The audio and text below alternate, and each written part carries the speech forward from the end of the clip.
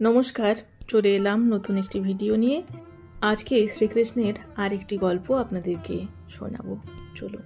একবার শ্রীকৃষ্ণ অসহ্য মাথা ধরার ভান করতে লাগলেন। তিনি এই মাথা ধরার অভিনয়টা বেশ বাস্তবিকভাবে করলেন। তিনি মাথায় গরম পট্টি বেঁধে বিছানায় শুয়ে অবিরাম ছটফট করছিলেন। তার চোখ লাল হয়ে গিয়েছিল এবং তার শরীরের যন্ত্রণা স্পষ্টভাবে প্রকাশ পাচ্ছিল। ওনার মুখটাও স্মিত এবং ম্লান দেখাচ্ছিল। রুক্মিণী, সত্যভামা এবং অন্য রানীরা বিভিন্ন ধরনের প্রতিকার এবং উপশমক ওষুধ জোগাড় করতে ব্যস্ত হয়ে পড়লেন। কোনো ওষুধেই কোনো ফল পাওয়া যাচ্ছিল না। শেষে তাঁরা নারদ মুনির পরামর্শ নিলেন। তখন নারদ রোগীর ঘরে গিয়ে স্বয়ং শ্রীকৃষ্ণের সাথে পরামর্শ করলেন এবং জানতে চাইলেন যে কোন ওষুধে ওনার এই রোগ সারবে।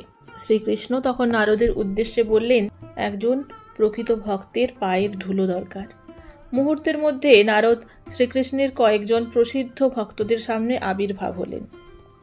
তবে প্রভুর ওষুধ হিসেবে নিজেদের পায়ের ধুলো অর্পণ করার ব্যাপারে তারা অত্যন্ত নম্রতা প্রকাশ করলেন। এটাও এক ধরনের আত্মবাদ। আমি নিম্ন, হীন, সামান্য, অপদার্থ, দরিদ্র, পাপী, নিকৃষ্ট, এইসব মনোভাবগুলো স্বার্থপরতার প্রতীক।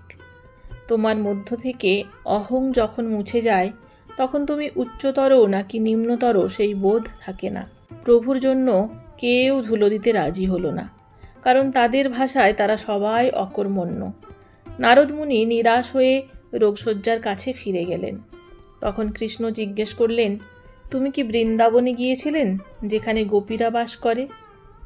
এই প্রস্তাব শুনে রানীরা হেসে উঠলেন এবং নারদও বিচলিত হয়ে জিজ্ঞেস করলেন, তারা ভক্তির কি বোঝে? তা সত্ত্বেও মুনি সেখানে তাড়াতাড়ি পৌঁছলেন।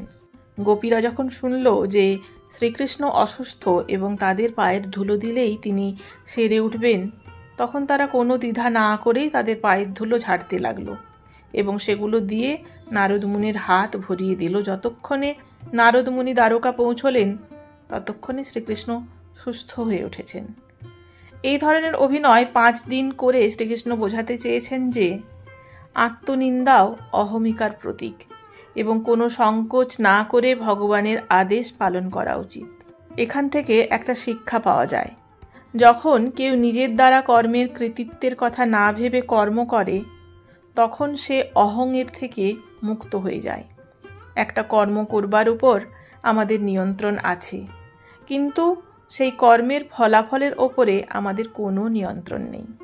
কাজ করা আমাদের দায়িত্ব এবং সেই কাজটাকে প্রকৃতপক্ষে এবং শ্রেষ্ঠভাবে করা প্রয়োজন।